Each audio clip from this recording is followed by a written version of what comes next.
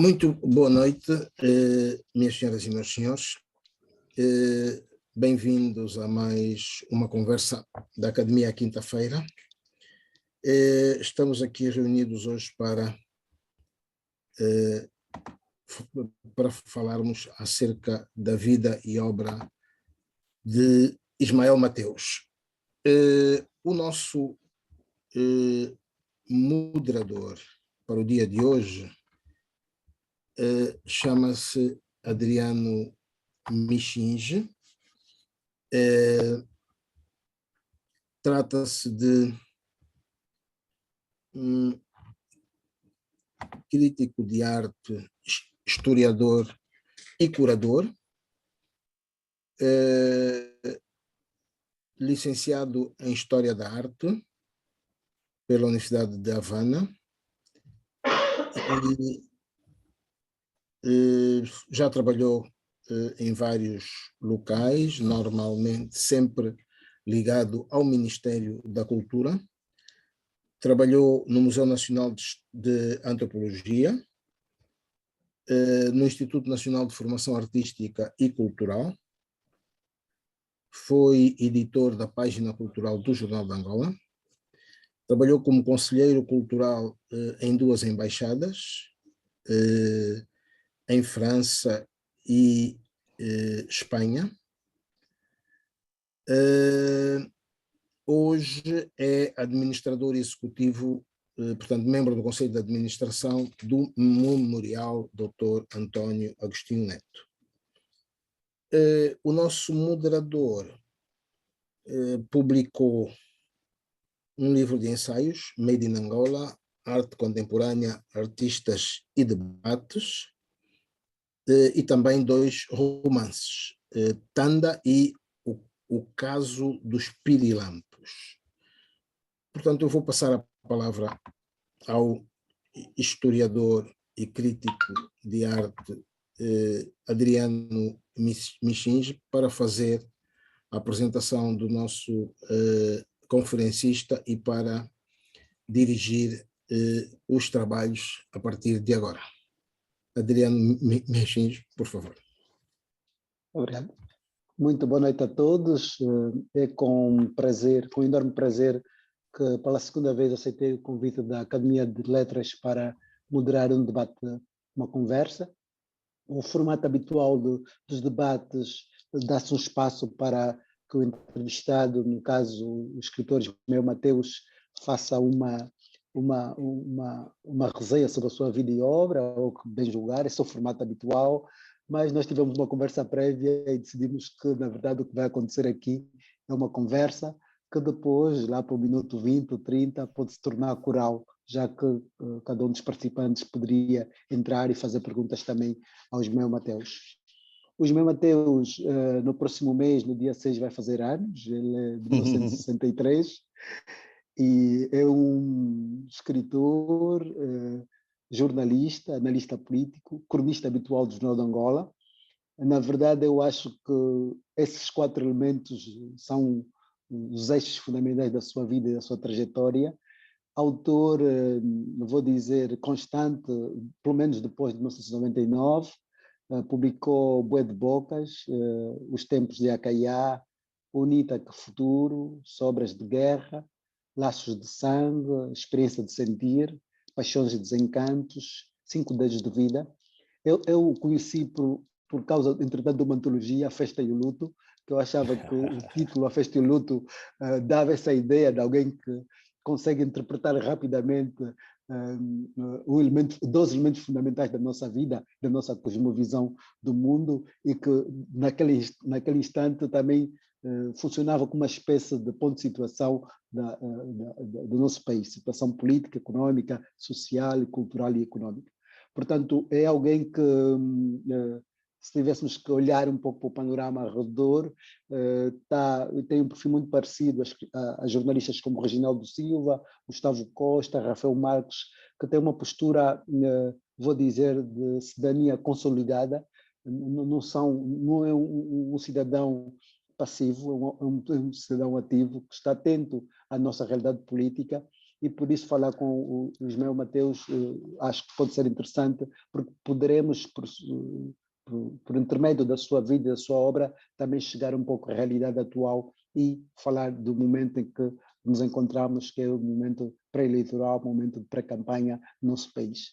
Portanto, Ismael, eu acho que a formação do caráter, a formação das ideias da pessoa adulta que tu hoje és, do intelectual adulto e consolidado que és, passa necessariamente por uma série de fatores, circunstâncias e acasos. Eu gostaria que tu nos contasses um pouco como é que tudo começou, onde é que tudo começou, com que idade é que tu começaste a ter inquietações de ordem, vou dizer, social, política, que acontecimentos foram decisivos para a tua vida e que marcaram e que foram apontando esse lado de, vou dizer, uma certa irreverência e um certo conservadorismo. Acho que o teu perfil oscila sempre em muitos lados, és conservador, mas noutro, faz sempre mostras o teu lado irreverente, no bom sentido, não no sentido que atualmente a palavra é usada de modo vulgar.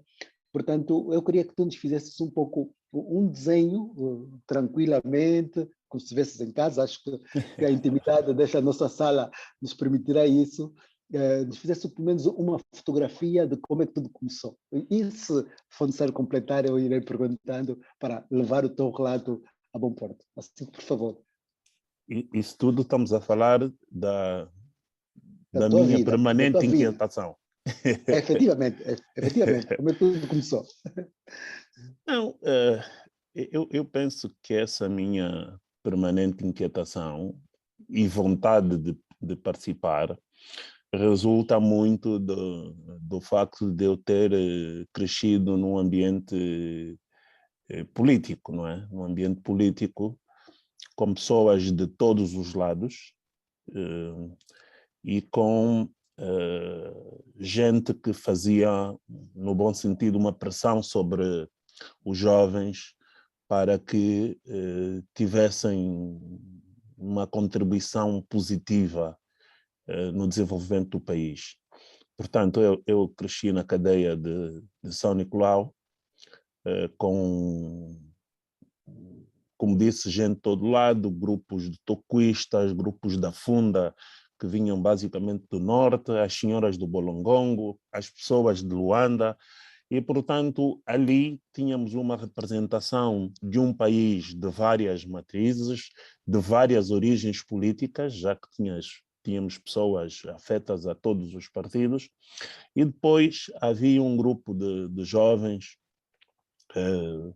maioritariamente vindos de Luanda, já com alguma instrução, um grupo como Bornito, Zé Van Dunen, Zé Mingas, Minerva, enfim, um conjunto de jovens, Arlindo Sousa e Santos, que acabou por ser a grande referência dos jovens, a grande referência não só do ponto de vista intelectual, porque eles tinham já algum, mas também do ponto de vista político, naquilo que eles diziam, naquilo que instruíam os jovens a ser. De modo que eu já cresço com uma certa preocupação em fazer valer determinados valores, determinados princípios, e depois vou encontrar na Rádio Nacional, digamos, viveiro para isso. Portanto, eu quando chego à rádio, numa fase ainda de estagiário, de estudante, porque em que ano estamos a falar? Em 1981. Eu depois só consigo entrar em 82, porque faço um período de formação na Rádio Escola e depois então, em agosto de 82, me torno formalmente funcionário da rádio. Mas o processo de formação começou uns meses antes. E, nessa altura, uma das constatações que eu tenho ao chegar à rádio era verificar que era uma rádio muito conhecida, era uma rádio muito popular, mas que havia, digamos, uma ausência de um sentir dos moceques. Não era muito presente essa realidade, o modo como se via a vida a partir dos Museques. E então, num programa que chamava Dia a Dia na Cidade, eu começo a escrever as primeiras notas. Já lá estavam o Fernando Nogueira, já lá estavam o Avelino Henriques, já lá estavam outros, mas aí, nesse espaço, eu começo a escrever as primeiras coisas. E era, sobretudo, o pulsar dos bairros, não é? Como é que nós víamos a vida a partir do Mercado de São Paulo, a vida a partir dos Museques, porque era uma zona de conforto para mim, que eu conhecia bem, que eu vivia. Nessa altura eu vivia na Cuca, com experiências do Sambizanga, e, portanto, sentia-me à vontade para falar sobre isso e sentia que havia essa falta. Ou outros colegas que também juntaram, sobretudo uma forte embaixada do Casquel que havia na rádio, e que foram juntando e compondo essa falha que existia. Portanto, na verdade, começa aí o meu gosto pela escrita, e começa aí também uma coisa que eu penso que marca todo o meu percurso, quer de jornalista, de analista, como de escritor, que é a escolha de determinados temas, não é? E, portanto, eu pego nesses temas e eles me têm acompanhado ao longo desse tempo todo. E, portanto, se alguém se der o trabalho de olhar para os meus temas, vai identificar 5 ou 6 sobre os quais, que são os meus temas preferidos e sobre os quais escrevo de uma ou de outra forma. Ismael, sabe que os encontros são importantes, os encontros com pessoas. É verdade que a cadeia de São Nicolau foi, e tinhas aí à mão imediatamente pessoas que podiam te inspirar, mas depois da saída, já na rádio, no percurso que vai de 82 a 92, por exemplo, ou de 82 ao 2002, pessoas, porque as pessoas são importantes nas nossas vidas, pessoas que tenham te influenciado, ou textos que tenham sido significativos para essa visão também, essa visão do mundo, porque depois foste para fora, estudaste, estiveste em Portugal, essa visão do dentro, do que acontecia dentro, que viste fora como cidadão que andavas pelo mundo, como é que tu, na tua cosmovisão do mundo, como é que tu equacionaste o elemento Angola aí? Eu sempre tive a felicidade de ter bons professores, não é? De ter pessoas que sempre influenciaram. Influenciaram a vários níveis, até no modo de estar ao nível pessoal, não é? Eu sempre aprendi muito com os, por exemplo, ao nível da rádio, a vivência desde o Francisco Simões, Zé Patrício, Nuno Fernandes, quer dizer, são pessoas que tiveram importância do ponto de vista profissional, mas também para um jovem 17, 18 anos que eu tinha naquela altura, também do ponto de vista pessoal. Eu lembro-me que eu não consegui ser locutor, porque tinha uma pronúncia marcadamente de bairro, não é? E os meus chefes corrigiam muito o modo de falar, e isso foi melhorando ao longo do tempo, não é?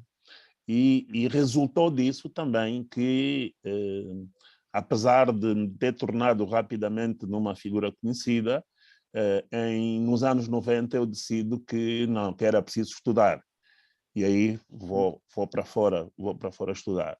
Mas essa serenidade resulta muito também dos conselhos que muitas dessas pessoas me deram, dizer, olha, a rádio é muito bonita, rapidamente tu te tornas conhecido, mas, atenção, tu és muito novo, é preciso estudar. E foi assim que eu... Onde é que estudaste concretamente? Eu estudei na Universidade de Coimbra, fiz jornalismo, porque eu queria fazer jornalismo e não queria fazer comunicação social. E porque também a faculdade a Universidade de Coimbra, nessa altura, tinha um acordo com uma universidade espanhola. E tinha ótimos professores. Um deles eu já seguia, que era o Mário Mesquita, que morreu há dias, tinha o Marcelo Rebelo de Sousa, nessa altura ainda dava aulas lá, e depois tinha um naipe de professores da Faculdade de Direito que também ajudavam muito. E, portanto, eu queria aquele curso. E bati-me para isso, não é? E fiz, porque eu era bolseiro do governo português, fiz junto da cooperação portuguesa todo o possível para não ficar em Luanda. Não ficar em Lisboa, Em né? Lisboa. Ficar em Lisboa, exatamente. Mesmo trabalhando na RDP, que essa é outra história muito complicada, né? E que entretanto, eu consigo entrar para a RDP, estou e trabalho em Lisboa, mas eu queria estudar em Coimbra. E, portanto, saía de Lisboa a meio do dia, ia para Coimbra. Toda a gente achava que era doido, mas quem vem de Luanda fazer 200 quilômetros não é nada. Nós estávamos habituados aqui a ir a Cabo Ledo, isso para nós é pouca coisa. E, portanto, eu ia tranquilamente fazer 188 quilômetros, que é de Lisboa a Coimbra, fazia aquilo tranquilamente e assim consegui fazer o curso. Portanto, eu dizia que eu sempre tive essa graça de encontrar bons professores, pessoas que tiveram paciência comigo, que sempre me ensinaram, enfim... E por isso mesmo, para mim, o percurso acabou sendo mais ou menos fácil, porque eu também sempre ouvi muito dessas pessoas. E não foi só na rádio, ao longo de outros... Na RDP foi encontrar um David Borges, por exemplo, foi importante também do ponto de vista profissional. Enfim, há sempre... E por outro lado, Vês na revista Angolé também, né? Sim, fui. Mas a revista Angolé não teve muita influência sobre mim, era um trabalho normal. Sim. Mas esses percursos, não é? Foram realmente importantes. Outra particularidade, eu sempre também tive amigos mais velhos do que eu. E muitas vezes é que as pessoas pensam que eu tenho... já ando pelos 60 e 70. Não, os meus amigos é que sempre foram mais velhos. O Reginaldo tem 60 e tal, quer dizer, todos os meus amigos sempre foram. E, portanto, todos eles também tiveram alguma influência, porque o meu lema é nunca ser amigo de quem não me ensina nada. Então, eu sou amigo das pessoas com quem aprendo alguma coisa. E felizmente é preciso buscar tenho bons interlocutores à amigos. altura.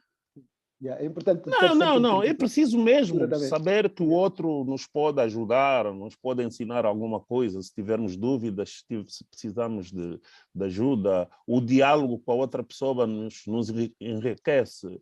E essa tem sido alguns dos meus amigos. Depois de teres feito... Eu acabo explorando um bocado os meus amigos. O Paulo pode confirmar isso.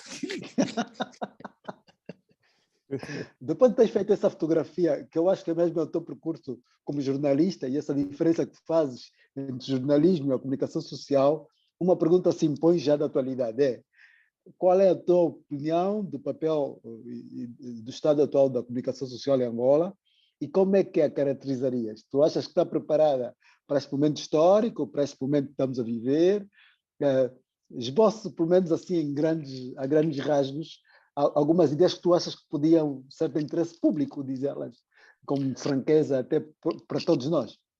Não, eu acho que a parte da comunicação social é das mais atrasadas do nosso processo. Acho que é das mais atrasadas. E não falo só da pública, falo da pública e de toda a comunicação, incluindo a privada. E acho que é da parte onde se sente mais a partidarização do serviço público. E, portanto, o que nós assistimos e continuamos a assistir é a comunicação social a tomar partido.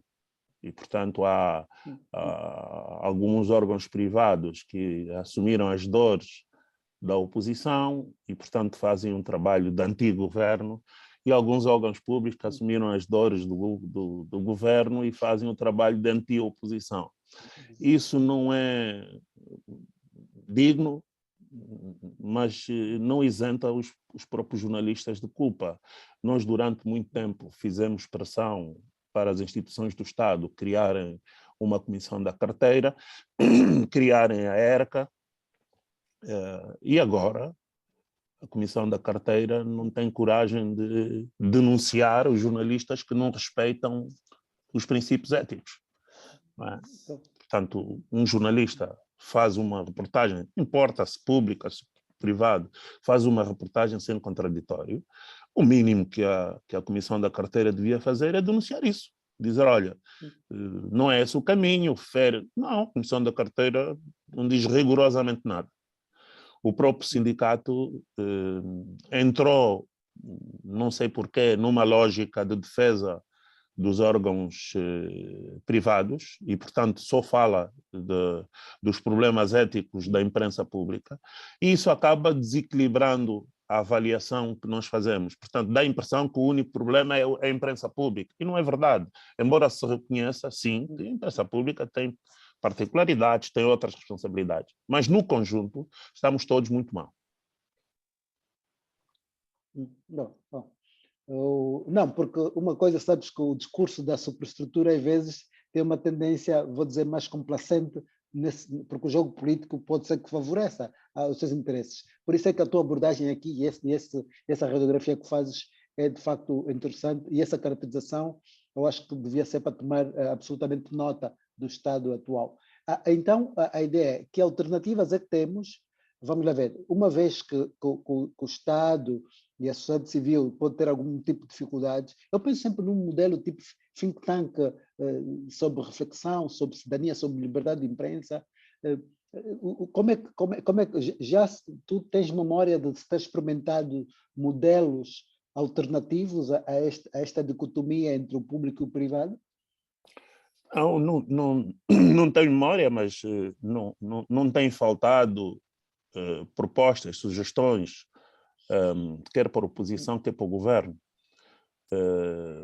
A primeira questão que eu particularmente tenho defendido é a maior responsabilização, quer da ERCA como da Comissão da Carteira. E, infelizmente, e aí a própria Assembleia tem responsabilidades, subordinaram a Comissão da Carteira à ERCA. Quer dizer, isso começa logo por aí, não é? Se a própria classe fica subordinada à ERCA, e quer dizer que neste momento, por exemplo, o pessoal da Comissão da Carteira para viajar tem que pedir autorização à ERCA. Portanto, isso é uma distorção completa. É uma distorção completa do que existia. Mas, para além dessas questões, há também a própria autonomia editorial dos jornalistas. Ou seja, tal como se evoluiu ao nível da criação dos conselhos de administração, eu acho que isso sim foi uma evolução. E tal como se evoluiu com a criação da ERCA e da Comissão da Carteira, temos de ter coragem agora, primeiro, para cumprir a criação dos conselhos de redação, que está previsto na lei há muito tempo, e para dar mais autonomia às direções de informação. Porque enquanto os políticos continuarem, os políticos de todo lado e os donos dos jornais continuarem a entrar pelas áreas editoriais, o jornalista vai estar muito, muito sufocado, o jornalista não terá grande expressão.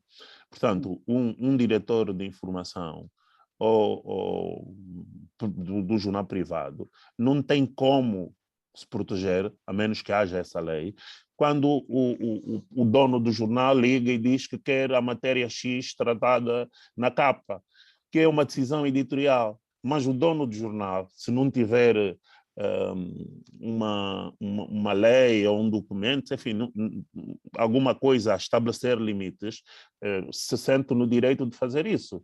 E isso acontece também com o representante do dono da imprensa pública, não é? Que é o administrador. Ele liga e diz, olha, altera o alinhamento do noticiário. E o jornalista não tem como não alterar. E, portanto, era preciso garantir essa autonomia editorial das áreas editoriais e, infelizmente, ninguém nos ouve em relação a isso. Ninguém mesmo, nem sequer a oposição. Mas de todas as formas, acho que faz 72 horas que o Rui Falcão veio dizer que aqui havia um problema de excesso de zelo e de autocensura de jornalistas. Quer dizer, o elemento mais frágil desta cadeia de problemas que tu acabas de bem esboçá-las, na verdade, chega a ser jornalista e ele agora põe jornalista entre vou dizer, numa armadilha, no sentido de que o jornalista agora está confrontado com este raciocínio de alguém tão bem posicionado como o Rui Falcão. Que comentário que te oferece fazer? Em relação a isso? Nenhum. Sim. Não, ótimo. Sim. Então, sabes que o facto de tu seres um cronista habitual dá-nos a possibilidade de, pelo menos, sempre termos de quando, semanalmente, as tuas ideias sobre o nosso país, né? E é por isso que eu acho que vou-te fazer um conjunto de pequenas perguntas para depois vamos abrir e fazer isso de modo mais coral e dar a oportunidade a que outros também perguntem. Eu queria perguntar-te, o Ismael está disponível para moderar um debate entre os principais líderes dos partidos políticos às próximas eleições gerais? Nem que for com outro dos seus colegas? Vai haver debate? Não. Não, assim não vale. A pergunta é se está disponível. Sim. Não, a minha pergunta é essa. Não, eu acho que Está sim. disponível. Sim. Toda a gente tem essa obrigação de estar disponível quando são chamados. Se houver debate, sim. Mas eu tenho dúvidas que haja. Gostava muito, já manifestei isso. Acho que nós devíamos, às quintas eleições, acho que devíamos avançar. Aí também, mas penso que não há clima.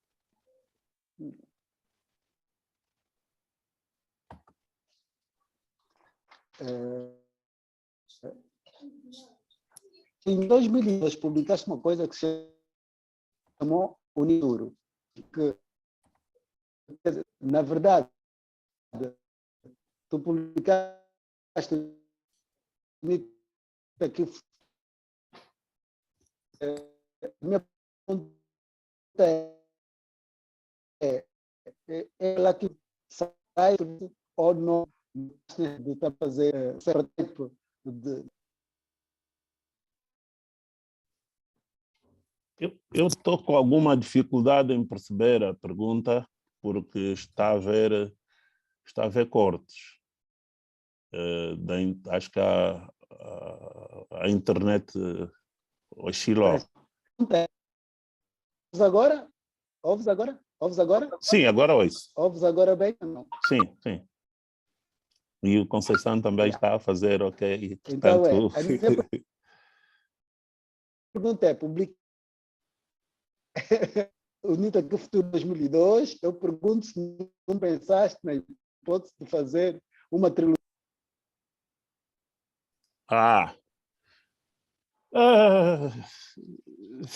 Isso é uma pergunta difícil. Era interessante olhar para a UNITA agora,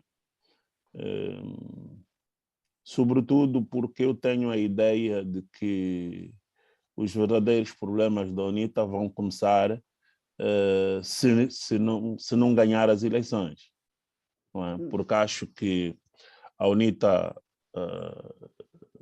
passou por cima de determinada matriz, a sua própria matriz, para acelerar o processo de chegada ao poder. Ou seja, eles olham para o Adalberto como alguém que lhes permite chegar mais facilmente ao poder. E resolveram, em alguns casos, até sacrificando a sua própria cantera, né? Digamos assim, usando a expressão de futebol.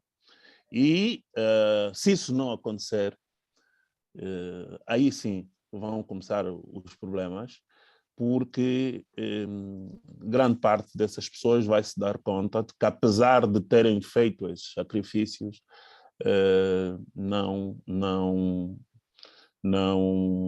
chegaram ao poder. Não é? E há outro problema que se levanta agora, que é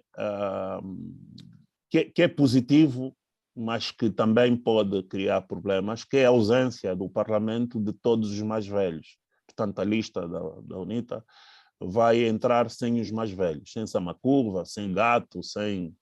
E isso, por um lado, é positivo, porque abre porta ao rejuvenescimento da UNITA, mas, por outro lado, também coloca um problema de equilíbrio entre os mais velhos. Não é? De equilíbrios. A UNITA conta muito, a palavra dos mais velhos tem sido sempre muito importante para os equilíbrios. E, portanto, eu temo que depois de agosto, sim, vamos ver qual é o caminho que a UNITA vai tomar. Mas eu, até porque conheço algumas pessoas da UNITA, o meu amigo Zé Pedro Cachimbo é tudo menos uma pessoa que desiste. E, portanto, essa suspensão, ele vai dar o troco, de certeza. Não é? Então, os problemas depois de agosto é que vão começar verdadeiramente.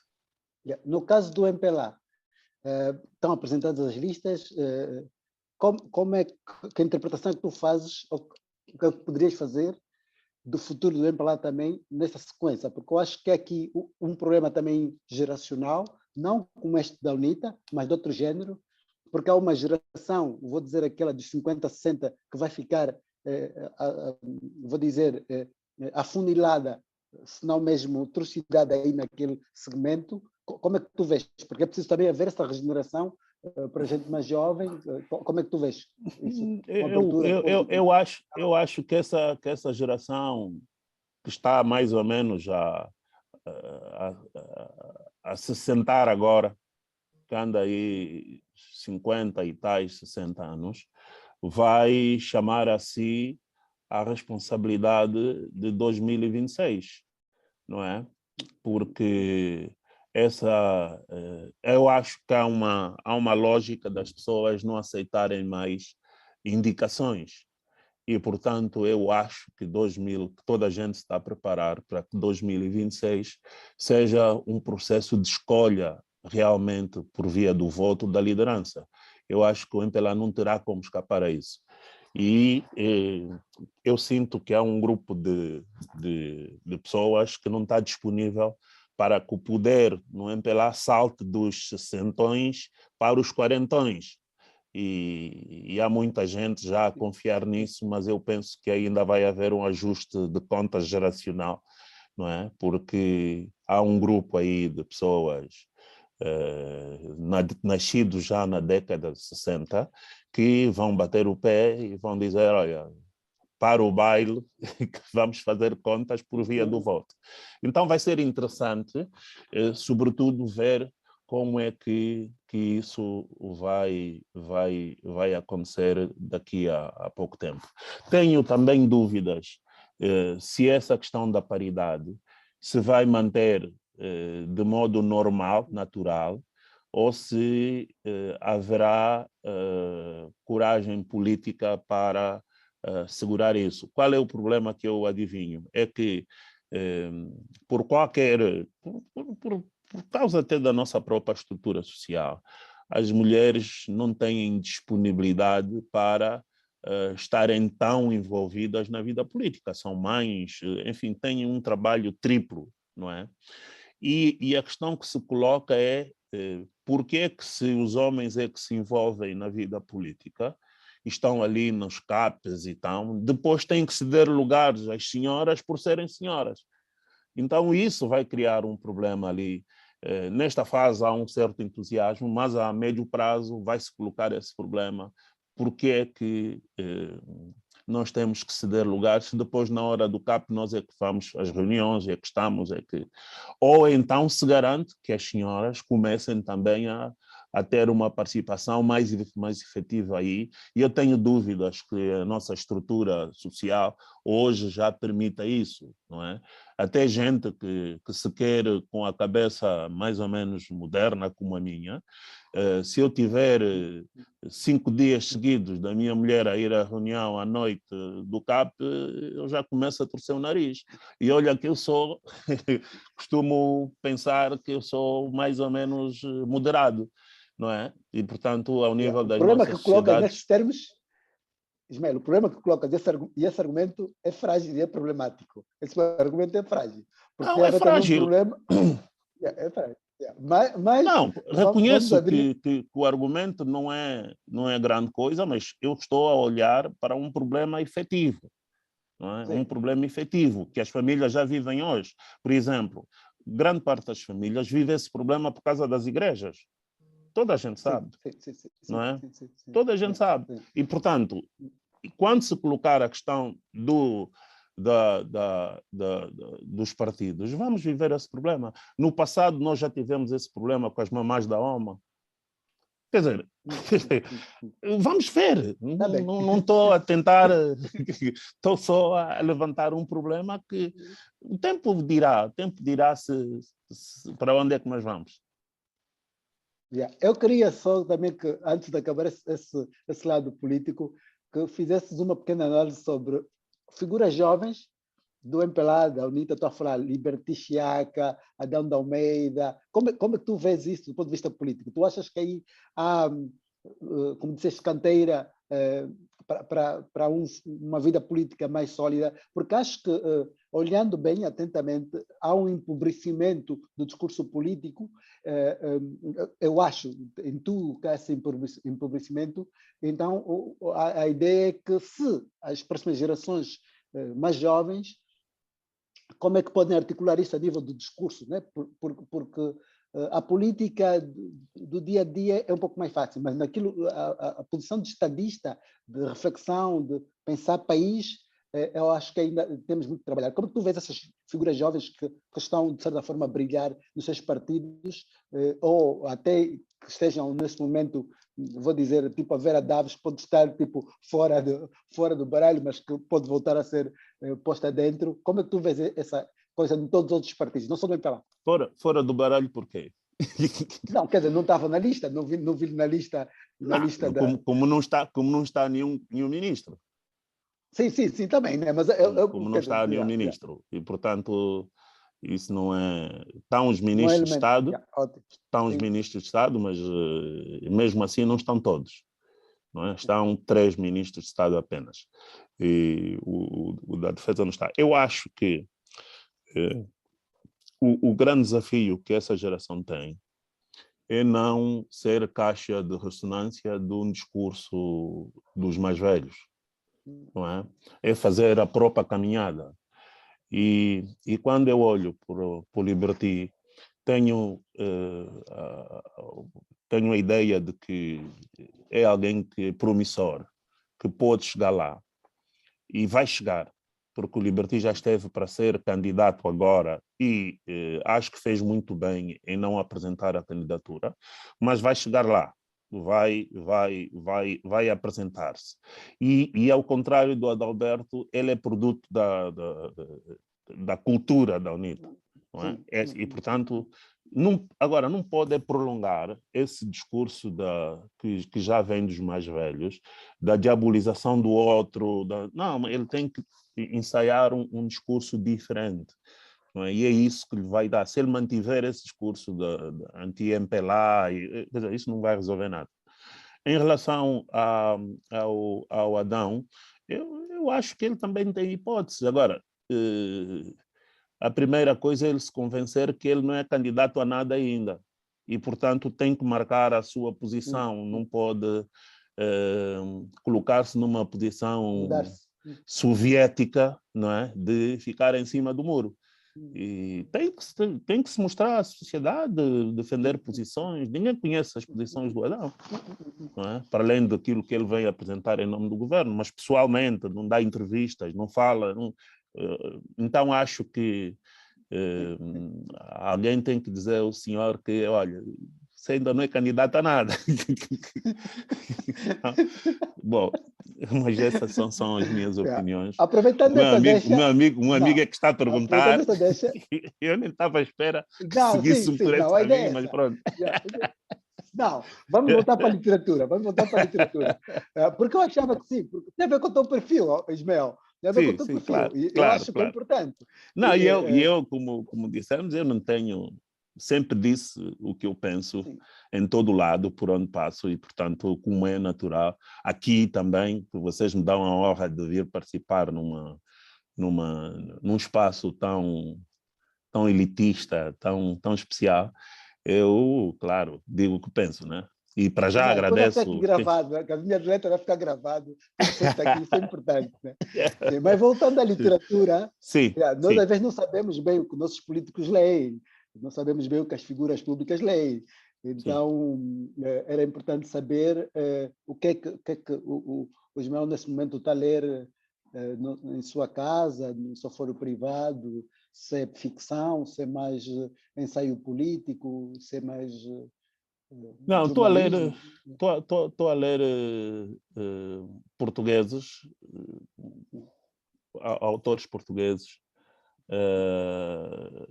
Eu gosto de ler em função do que estou a escrever. Eu estou a escrever agora um livro de contos e gosto de rir. Então estou a ler Mário Zambuzal, que me faz rir muito, do modo como ele escreve. Então eu leio muito em função do que escrevo. E quando estou a escrever poesia, leio Jorge Sena, leio, enfim, alguns brasileiros, e isso leva-me, sobretudo, autores que tenham um rastro mais nostálgico, não é? E isso ajuda-me também a arrumar as minhas ideias. Quando estou a escrever romances, leio alguns romances também, sul-africanos, portugueses, enfim, um bocado tudo. Não tenho limites, não é? Leio aquilo que gosto, aquilo que acho engraçado. Tenho lido muito uma espanhola, agora esqueci-me o nome, mas tenho lido. Sempre compro sempre os livros dela porque gosto. É uma também antiga jornalista e gosto do modo como escreve. Portanto, vou atrás. Ótimo. Não, porque é importante saber. Acho que aquilo que lemos é como aquilo que comemos, né? Fazem de nós o que somos, de certa forma, claro. Nos dão esta forma que temos. Eu acho que devíamos abrir, se o Paulo Carvalho permitir, um pouco a plateia. Já estamos quase a 1 hora, está a chegar aí 1 hora de conversa. Já? Então é bom fazermos isso, vamos fazer isso mais plural. Sim. Então, quem se quiser inscrever, faça o favor de levantar a mão. José Otávio Serra Vandunen já está inscrito. Eu não tinha reparado que o José Otávio está aí. Esse é outro meu amigo que é explorado, coitado. Meia volta ali, Zé, dá-me uma ajuda, o que é que tu achas disso? Mas essa é a lógica da minha vida. Eu vivo muito, consumo muito as minhas amizades. Isso é importante. Acho que a amizade Oxalá é eu estivesse tão disponível para os meus amigos como eles estão para mim, né? O Zé Otávio então traz-me discos e livros de vários sítios do mundo. Enfim, por isso eu sou abençoado. Não tenho nenhuma razão de queixa. Eu sou realmente, a vida tem-me dado bons irmãos. José Otávio, vais começar então? Pode ser? Ok, boa noite a todas e a todos. Um abraço para o presidente da academia aqui presente, todos presentes. Um abraço para o moderador, meu querido amigo Adriano X. Um abraço aqui para o Ismael também. E dizer que, como sempre, é uma honra ouvir o Ismael e, sobretudo, o que ele toca em aspectos que têm a ver com as coisas que ele vai escrevendo e escreve, né? Eu tenho uma questão, Ismael, que é a seguinte. Ultimamente, tem feito morada aqui na nossa sociedade um tema que tem a ver com o papel dos intelectuais. E várias pessoas abordam, de uma maneira ou de outra, uma corrente que diz que os intelectuais não desempenham bem o seu papel. Há outra que diz que os intelectuais são submissos.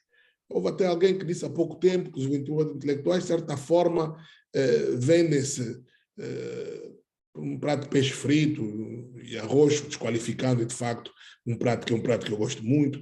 Mas, e eu tenho perguntado se realmente, primeiro ponto, quis ser intelectual, mas acho que sobre isso estamos mais ou menos entendidos. E eu queria ouvir do Ismael exatamente o que o Ismael acha que deve ser o papel do intelectual numa sociedade que tem os desafios que a nossa tem. Porque, por vezes, perante esse debate tão extremado de um lado e do outro, acredito que muitos intelectuais até ficam inibidos e fazem uma vida intelectual do ponto de vista da produção de ideias, né, para dentro, quando deviam fazer para fora. Ou fazem nos locais de estilo, como costuma dizer. Né? Agora, queria ouvir essa opinião do Emanuel. Nós falamos sobre muitas coisas sempre, nós os dois. Eu nunca fiz essa pergunta, Ismael.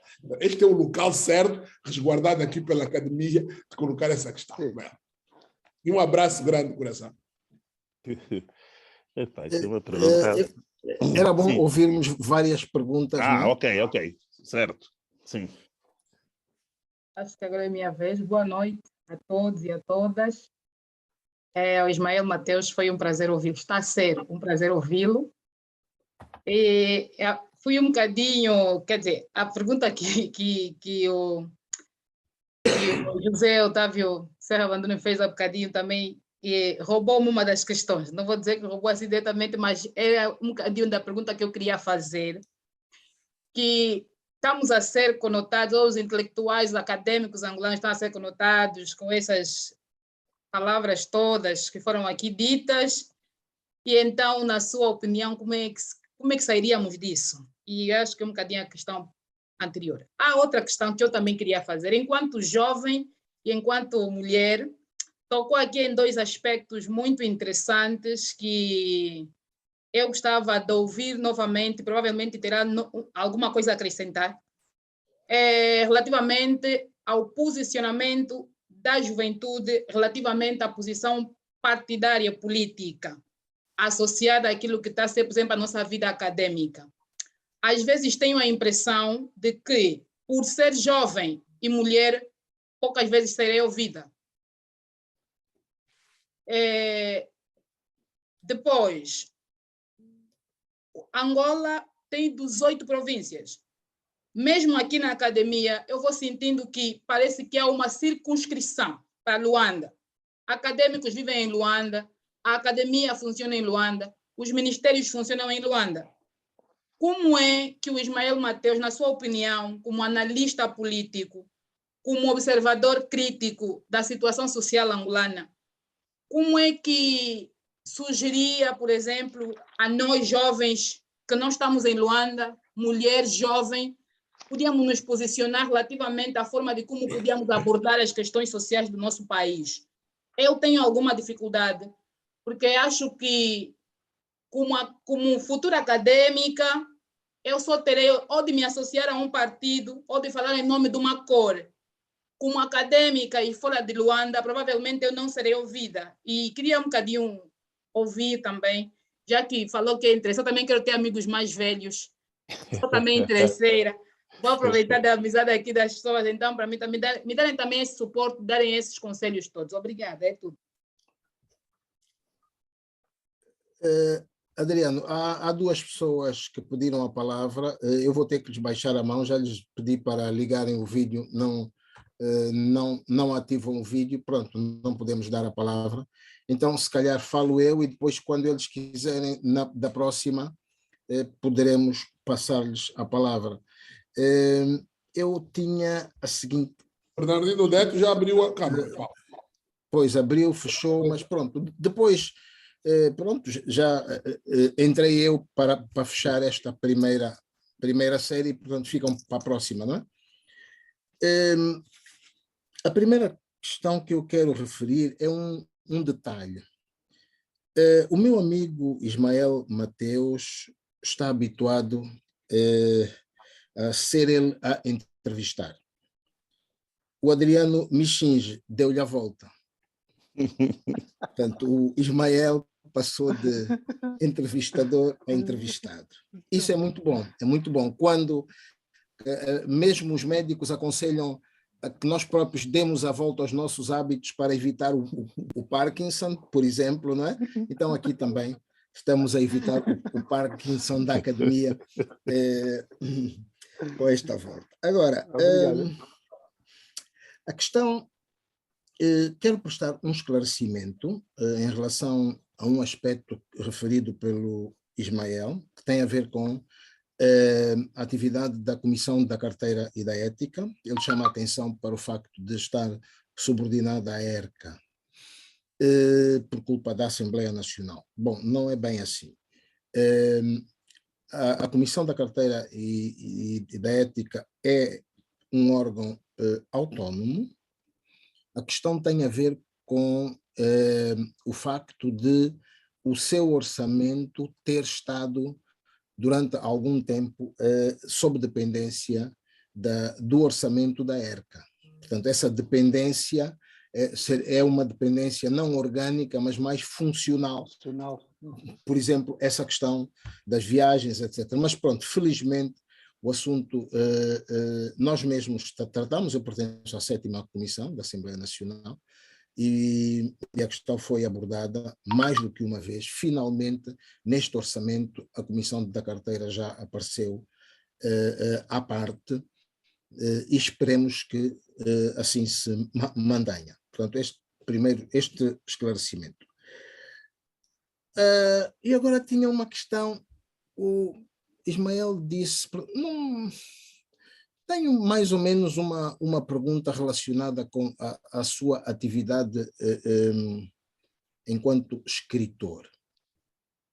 Se calhar deixo para o fim.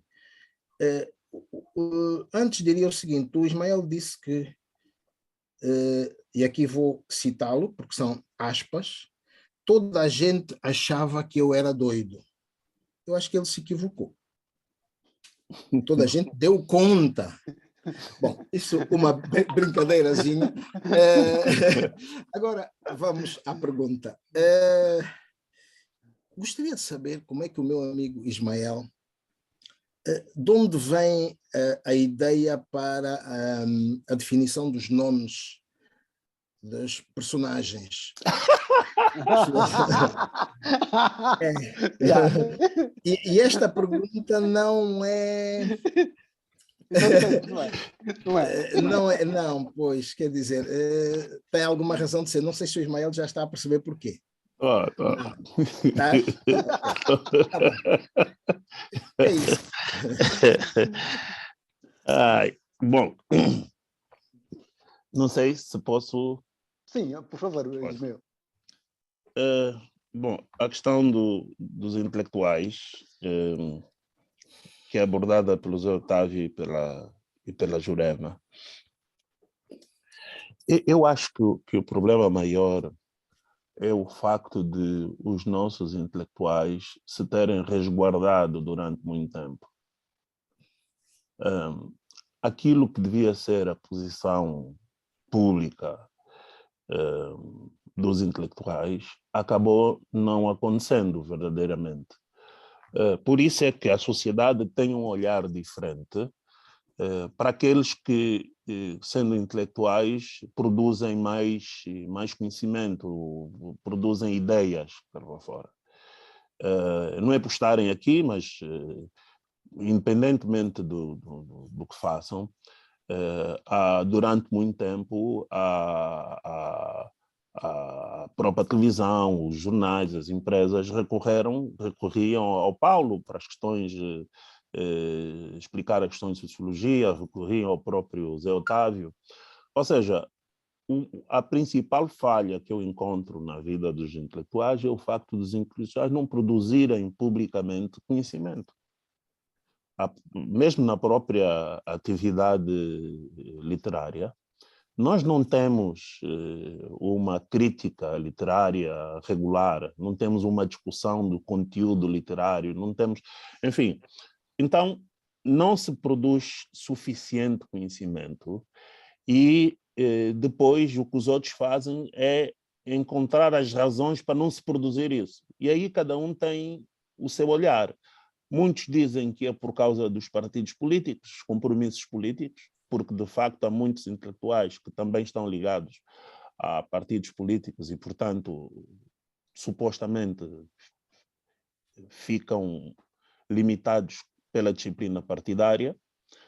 Há outros que, não estando ligados, mas também não querem desentender-se com os chefes e preferem omitir o seu pensamento e nada dizem. E, portanto, vemos a dificuldade em que, perante erros técnicos, as universidades, os intelectuais, os técnicos nada digam. E, portanto, depois andamos aqui a atribuir, a ver quais são, o que é que leva a que as pessoas não tomem posição. Mas, do meu ponto de vista, o principal problema é o facto de nós termos criado um grupo de intelectuais que não têm coragem de dizer o que pensa, de vir dizer o que é que pensa sobre os políticos, sobre o país, sobre as técnicas, sobre... E, portanto, essa omissão depois dá essa interpretação que as pessoas têm. A Jurema pergunta se as coisas são piores estando fora de Luanda. Sim, são piores, mas o problema é o mesmo. Por exemplo, hoje, se nós quisermos as televisões, se alguém quiser falar sobre direito costumeiro, vai buscar o Dr. Valeriano, que está no AMBO, porque ele publica coisas a respeito. Já houve um tempo que iam buscar o Jaime Benguela, porque publica coisas, dá-se a conhecer. As pessoas percebem, olha, tem aqui alguém que pensa desse género. Portanto, o fundamental é nós pormos as ideias cá fora, para que a sociedade possa saber que fulano, beltrano pensa assim, e depois colocar esse saber à disposição da sociedade. Eu penso que o problema é o mesmo. Essa ideia das mulheres e de jovens também não estou de acordo, porque hoje penso que ser de um homem é ser de uma mulher é uma opinião e as pessoas vão atrás.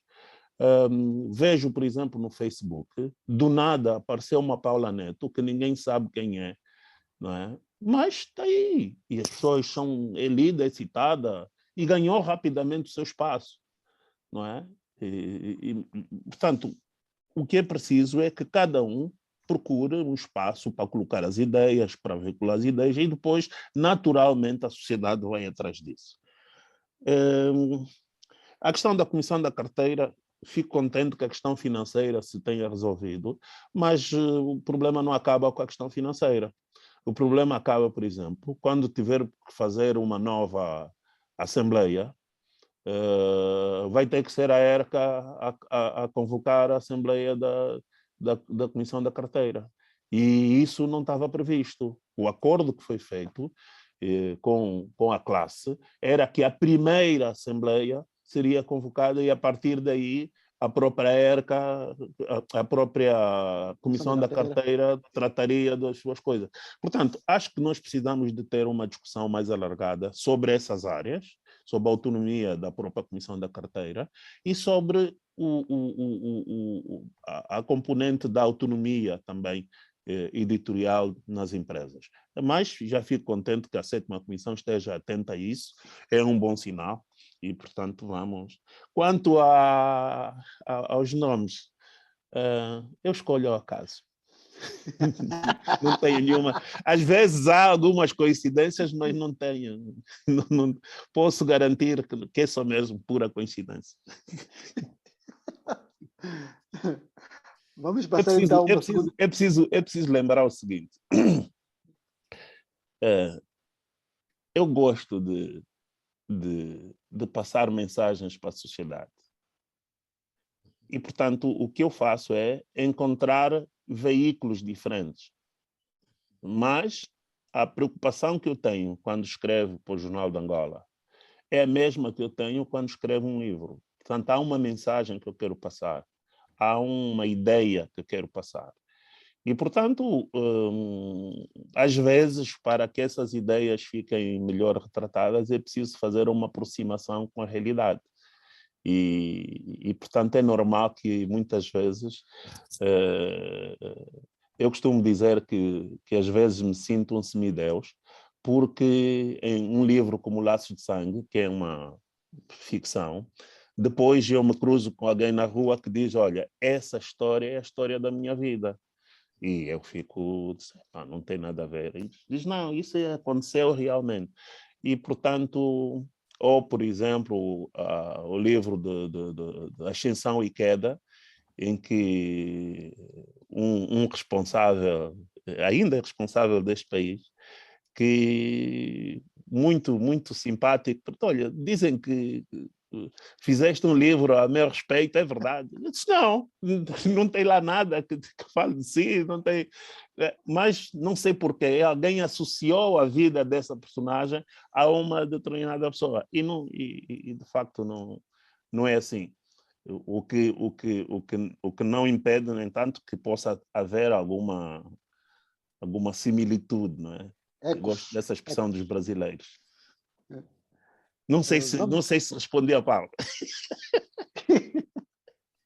Bom, eu, se me permitisse, Adriano, só ia apimentar um bocadinho. É o seguinte, vamos supor que eu escreva um romance e posso, por exemplo, ter um personagem Adriano. Sim. Agora, se eu o nomear como Adriano Michinge, quem ler, o Adriano Michinge é uma pessoa conhecida, quem ler vai associar à pessoa, e se calhar não tem nada a ver com a pessoa.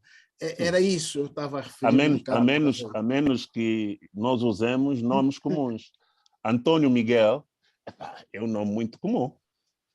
Mas Paulo de Carvalho, assim composto, já não é. Não é?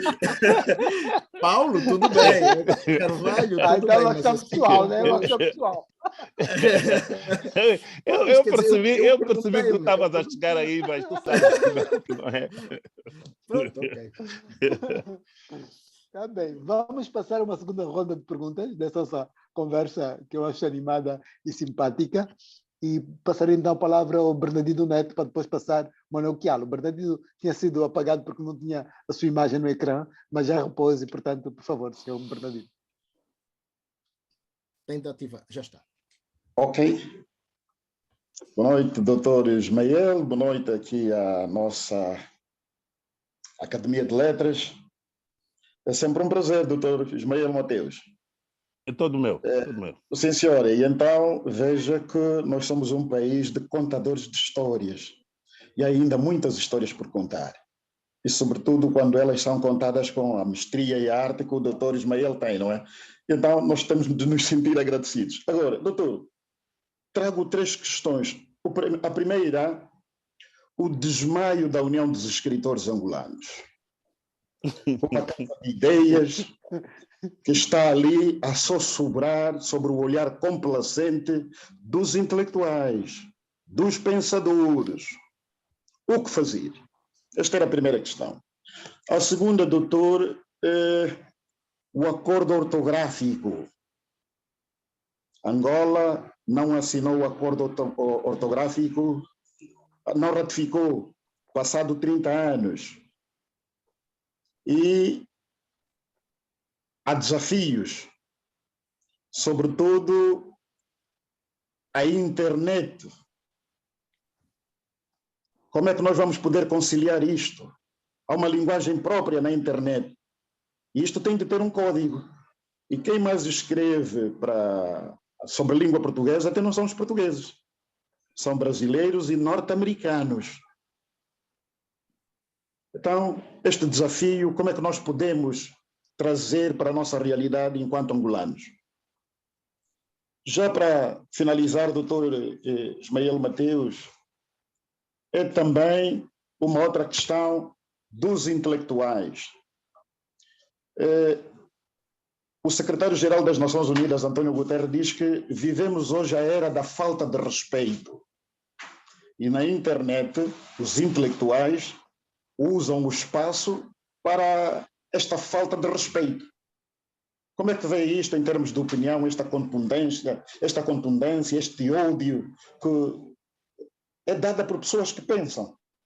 Obrigado, doutor. Digníssimo Manuel Chiala, é a sua vez, por favor.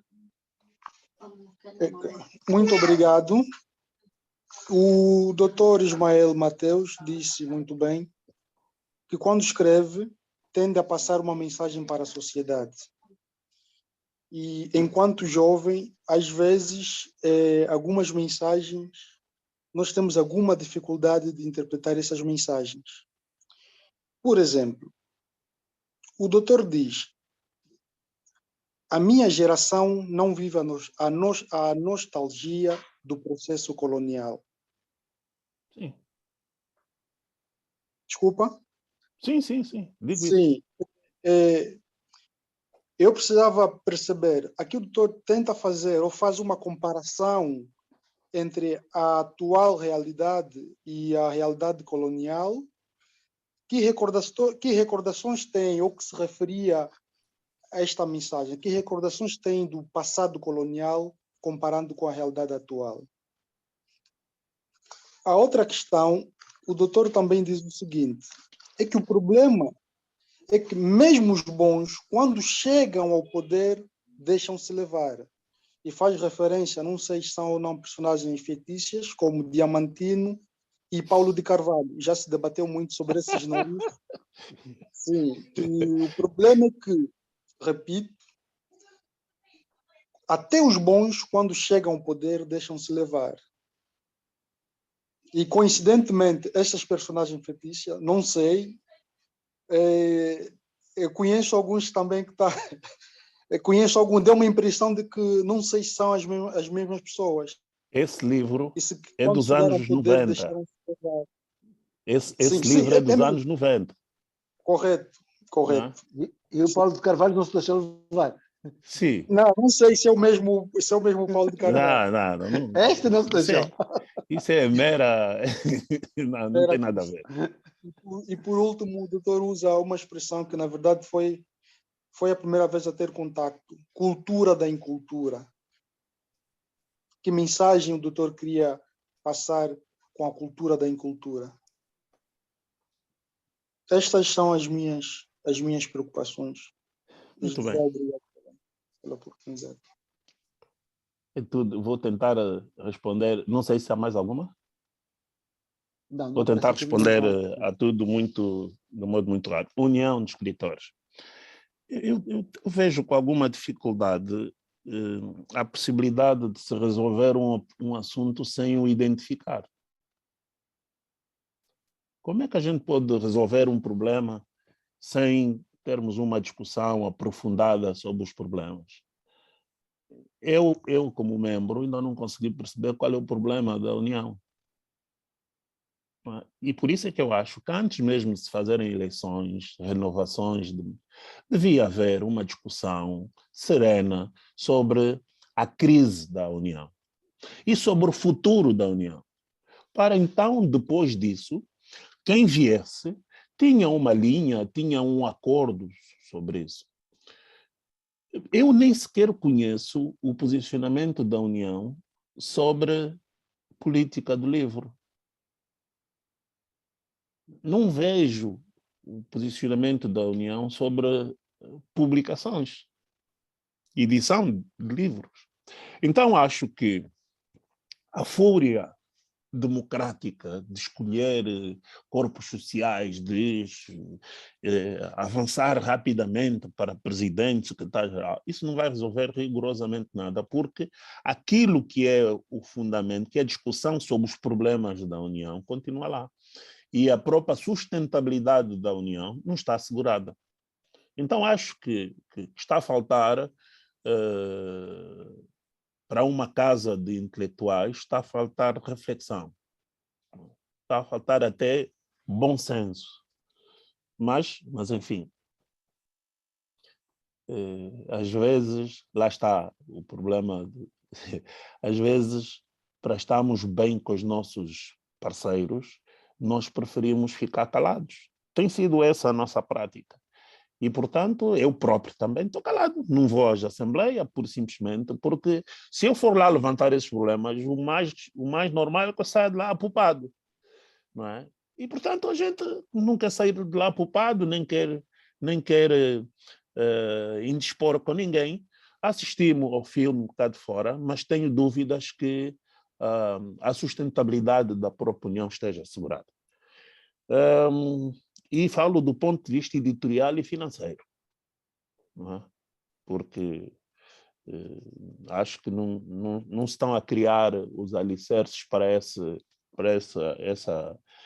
evolução. O acordo ortográfico, eu sinceramente não percebo qual é a estratégia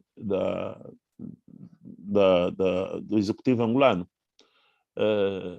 porque ao tempo que isso não foi ratificado, já devíamos ter tido ações em qualquer sentido, ou no sentido da ratificação, ou então em sentido contrário, de fundamentar e manter. Agora, deixar as coisas assim é que não me parece que resulte. Eu tenho uma discussão, tenho dúvidas em relação ao próprio a própria afirmação do português como única língua oficial. Eu acho para a nossa afirmação na região, nós devíamos ter também o inglês, e para a afirmação da nossa própria identidade, nós devíamos ter também regionalmente uma língua africana como língua oficial. Essa ideia de que todos têm que falar português e que o cidadão que está lá bem longe no Mochico para falar na sua administração também tem que falar português e ele tem que se dirigir às suas próprias autoridades no mau português, quando devia, na sua língua, poder expor as suas ideias, isso faz-me alguma confusão. E, portanto, num país com a nossa dimensão e com a nossa inserção regional, nós devíamos ter, sim, o português como língua oficial, mas também o inglês como língua oficial, que devia ser ensinado a todos os níveis do ensino, e a alternativa como opção em cada região, ter uma língua nacional, que seria opcional. E, portanto, do meu ponto de vista, era preciso rediscutir a questão das línguas oficiais no nosso país. Em relação ao português, eu acho que sim, temos que adotar o acordo por várias razões, para garantir uma expansão maior da língua aqui e de acordo com o maior número de falantes, e garantindo uma discussão com as nossas particularidades. É legítimo que queiramos inserir isso no acordo, mas temos que trabalhar para isso, temos que definir objetivos e trabalhar para isso. Agora, empurrar com a barriga não resolve nada. E já passou muito tempo e de facto, vamos chegar a um nível que os alunos não vão saber o que escrever, como é que se escreve determinada palavra, porque vão ler em determinados livros de uma forma. Hoje mesmo, quando se lê e vê-se muita televisão portuguesa, vê-se sem pé, muitas palavras sem pé, e os alunos, naturalmente, porque leem os livros, vão começar a escrever isso. E depois, no nosso ensino, vamos ensinar de modo diferente. Eu próprio, muitas vezes, como leio muitos portugueses, muitas vezes já me dou a perguntar como é que se escreve, se é com pé ou sem pé, porque de tanto ler, já com acordo ortográfico, já fico com essa dúvida.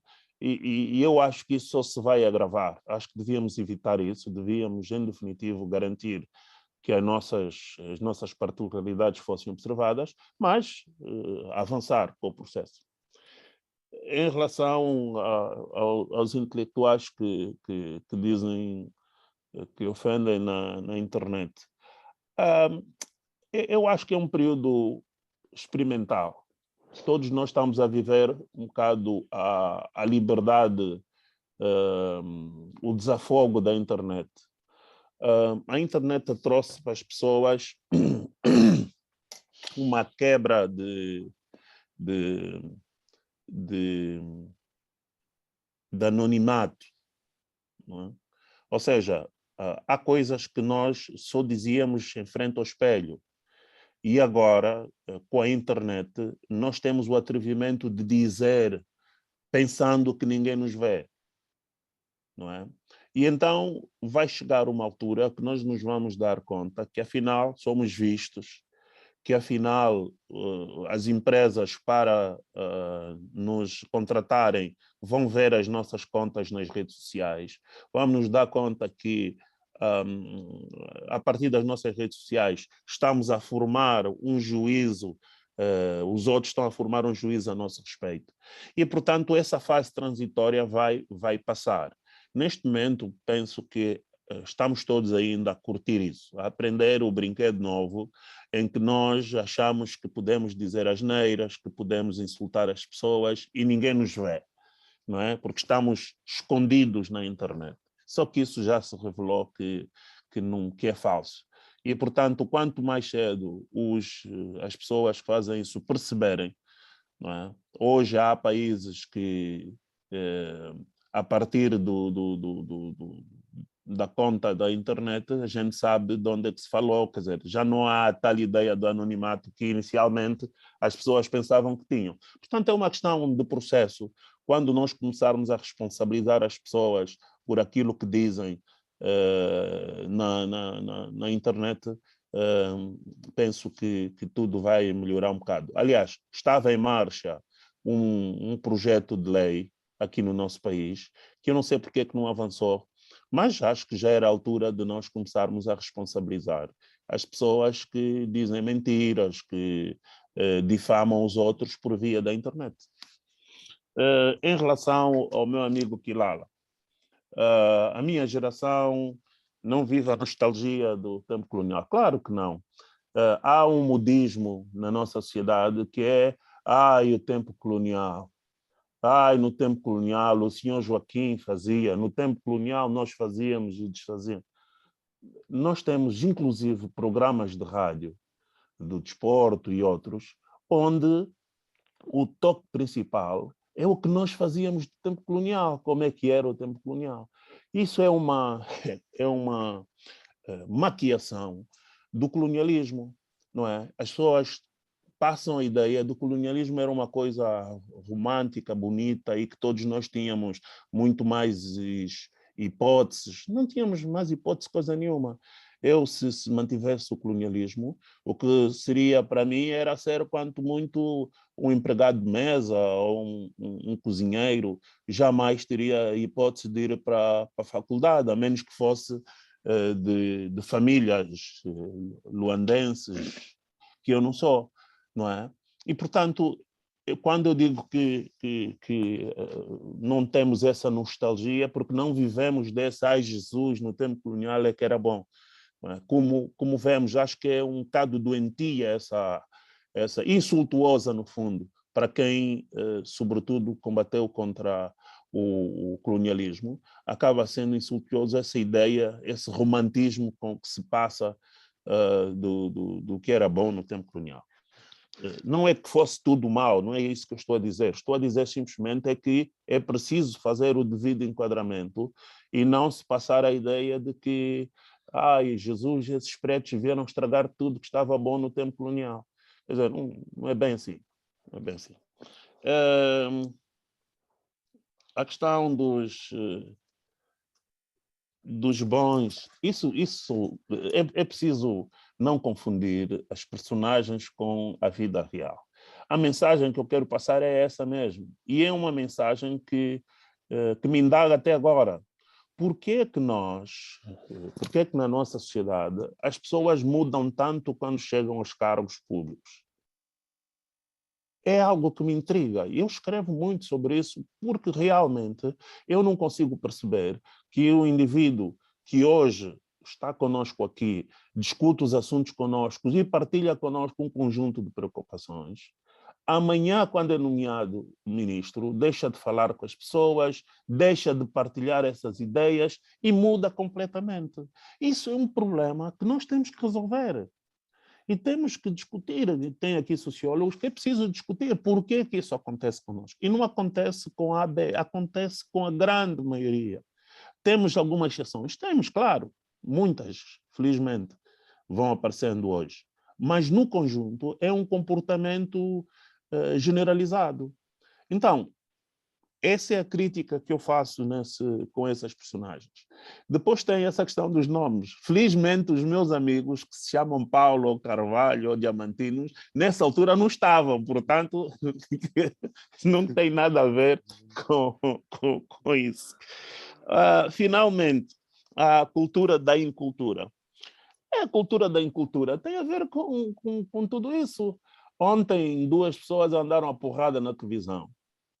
Toda a gente está maravilhada, não é? A gente vê os comentários, a gente está a fazer contas de quem é que ganhou, quem é que não ganhou na luta.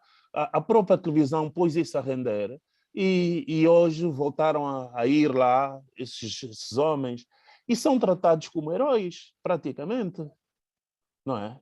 Quando o que nós tínhamos que ter era uma reação da sociedade a não permitir que se cheguem as coisas a esse nível.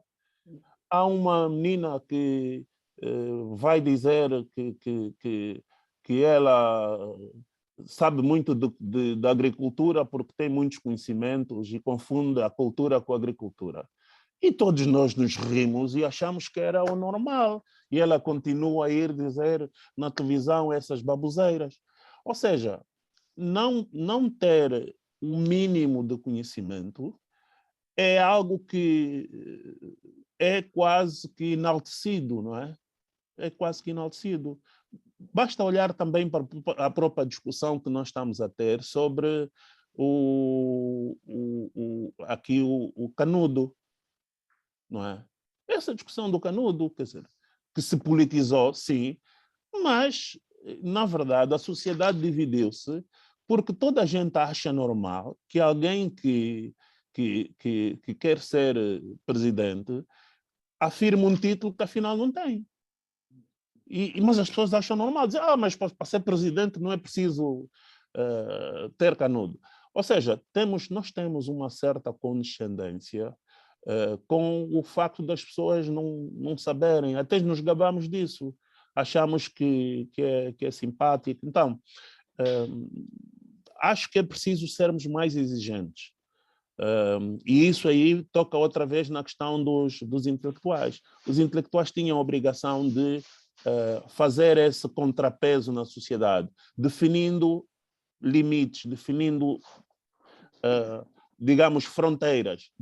Daqui para baixo a gente não passa, não é? Daqui para baixo não aceitamos que os políticos... E infelizmente, nós silenciamos. E então, o que acontece é que é isso, não é? A incultura vence. Não é? Por isso é que vemos depois a história do Kuduro, a história que é bom enquanto movimento cultural, mas depois nós tivemos uma fase, hoje felizmente está a mudar, mas nós tivemos uma fase que era um sofrimento, quer do ponto de vista melódico como do ponto de vista da letra. Felizmente hoje houve um trabalho, as coisas melhoraram e hoje nós já encontramos do ponto de vista melódico e também das letras coisas muito agradáveis de se ouvir. Mas durante muito tempo aturamos aquela chinfrineira e toda a gente gostava, toda a gente achava que aquilo era normal. Ai de alguém que dissesse que não. Até fez uma música, quem é você que não dança. Não é? Quer dizer, então acho que há algo que também o papel dos intelectuais devia ser mais firme, no sentido da balizar a qualidade das pessoas. Não precisamos todos ser eruditos e sei lá, mas há um limite da abordagem pública que tem que ser exigido. Não é? Há um limite de qualidade que tem que ser exigido e que não pode ser esse vale tudo. Eu penso que são essas as questões que me foram colocadas. Bom, são 20h34. Eu não sei se fazemos uma última ronda ou se fechávamos a sessão. Paulo, o que é que achas? Como é que vês Não, isso? já estamos Isso. no limite da hora e meia. Ótimo. Então, do meu lado, eu agradeço à Academia de Letras pelo convite e, de facto, Ismael Mateus, foi uma honra e um prazer mesmo escutar-te aqui esta noite, esta conversa distendida, agradável e sem tabus, como tu antecipaste que ia ser. Portanto, eu despeço-me aqui, mas passo a palavra ao Ismael para fechar a sessão ou, em qualquer caso, o tandem Ismael Mateus e Paulo de Carvalho. Eu agradeço o convite, a oportunidade de falar. Gostava de ter falado mais dos meus livros, porque eu me sinto um bocado um escritor marginal, não é? Porque tenho tido muito pouca oportunidade de falar dos meus livros. E eu estava à espera de falar um pouco mais sobre isso. De qualquer modo, eu estou aí, estou disponível. Espero que os meus amigos presentes possam ter a oportunidade de ler esses livros. Eu continuo a trabalhar e pronto, estou aí, qualquer coisa. Acho que os próximos tempos vamos continuar nessa senda. Contos, poesia, romance e coletâneas de texto. Acho que os textos que tenho escrito no Jornal de Angola já dão para juntar alguns textos, mas sobretudo acho que vão gostar ainda este ano de um livro de contos que estou a acabar e que tem mensagens muito interessantes. Já agora, para quem gosta do género, recomendo 5 Dedos de Vida, que já foi levado a teatro e tudo, e que toda a gente me diz que são contos interessantes. Então, se alguém tiver, por favor, eu estou disponível sempre para ouvir críticas e espero que o Mexins também pegue em algum dos meus livros e faça críticas. Eu acho que nós crescemos muito quando recebemos as críticas. A minha vida tem sido isso, né? Tem sido a capacidade de ouvir os outros e crescer com isso. E se calhar também não escrevo mais porque sinto necessidade disso, para crescer, sinto necessidade do desafio. Não sinto que sozinho eu consiga produzir suficiente mudanças, né, na minha própria escrita. E eu vivo muito dessa dinâmica de crescimento. Sou inquieto, permanentemente inquieto, e, portanto, preciso de me desafiar permanentemente. E ter críticos ajuda nisso, a perceber onde é que a gente pode melhorar. E, portanto, espero ser merecedor da atenção e de qualquer um dos presentes. A Academia, muito obrigado pela oportunidade. Foi interessante estar a colocar essas questões, espero ter respondido, mas são as minhas opiniões, é o único que eu tenho. Muito obrigado. Muito obrigado. Obrigadinho. Bom, nós agradecemos a presença e a participação dos nossos amigos e confrades Ismael Mateus e Adriano Michinja. E agradecemos também a presença e a participação de cada uma e cada um de vós. Há uma questão que foi apresentada e eu, enquanto presidente da Academia Angolana de Letras, não podia deixar passar a questão relacionada com a ratificação ou não do acordo ortográfico. A Academia Angolana de Letras já se pronunciou sobre essa matéria. Foi a terceira academia, depois da Academia Brasileira de Letras e da Academia das Ciências de Lisboa. Em Portugal não há uma Academia de Letras, portanto, é a secção de letras da Academia das Ciências de Lisboa que portanto, assume o papel da Academia de Letras. Pronto, e a seguir nós pronunciámos-nos contra a ratificação do acordo ortográfico. Nós achamos que, por uma questão de soberania, o executivo angolano deveria manter a ideia de não ratificação, mas pronto, infelizmente não se tem falado muito sobre o assunto e as pessoas não dominam a matéria, acham que é mais simples ratificar. Bom, a questão é que vou dar 2 ou 3 exemplos apenas. Não há, portanto, as realidades linguísticas dos países africanos não foram consideradas. Portanto, foram consideradas realidades linguísticas apenas de Portugal e do Brasil. Vou dar o exemplo concreto das letras K, W e Y. É possível, sim, utilizar essas letras nos termos deste acordo ortográfico de 1990, mas apenas para línguas de dimensão internacional. Para o caso das nossas línguas, não é possível. Ora, isso não funciona, mas já é possível no Brasil, no caso do Tupi-Guarani, por exemplo. Então, se é possível no Brasil, se é possível para as línguas internacionais, não é possível para as nossas línguas, porquê?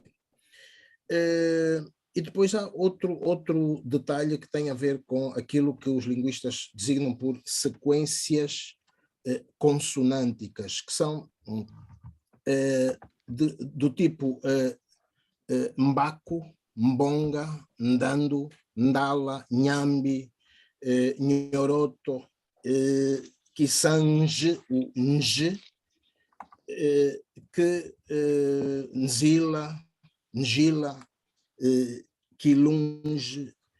Portanto, não é possível escrever, por exemplo, escrever a palavra Mbaco, que está dicionarizada, tem que se colocar um apóstrofo. Ora, isso simplesmente não funciona. Então, qual é a questão? A questão é, vamos ratificar sim o acordo, mas após retificação.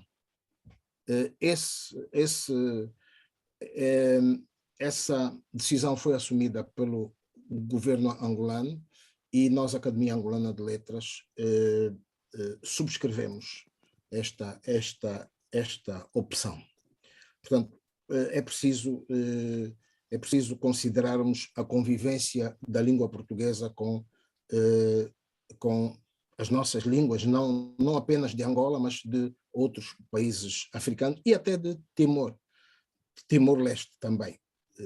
E depois é preciso eliminar alguns erros. Por exemplo, escreve-se pé de meia com hífens, pé tracinho de tracinho meia, mas pé de atleta já é sem hífen. Por quê? Ou então, cor de rosa escreve-se com hífens, cor tracinho de tracinho rosa, mas cor de laranja é sem hífens. Por quê? Por que que há uma diferenciação entre o rosa e o laranja? A que propósito? Não há razão. Portanto, são depois alguns erros que também seria preciso retificar. Portanto, a Academia Brasileira de Letras chama a atenção para uma série de erros e a Academia das Ciências de Lisboa também. Bom, nós fizemos-lo, esperemos que em Moçambique não há uma Academia de Letras, há uma Academia das Ciências. Esperemos que a Academia das Ciências, com a sua secção de letras, também se venha a pronunciar. E pronto, chegamos ao fim. Uma vez mais agradecemos a presença de todos e vamos anunciar a conferência da próxima semana. Na próxima semana nós teremos o escritor Conceição Cristóvão, que nos vai falar da sua vida e obra, e a conferência da próxima semana será moderada também pelo historiador e escritor Adriano Michinge. Muito obrigado pela presença e pela participação de cada uma e cada um de vós. Obrigado, Ismael Mateus, obrigado, Adriano Michinge, obrigado a todos, Zé Otávio. confrade. Obrigadíssimo. Até a próxima semana, portanto, até a próxima conversa da Academia, à quinta-feira. Muito obrigado.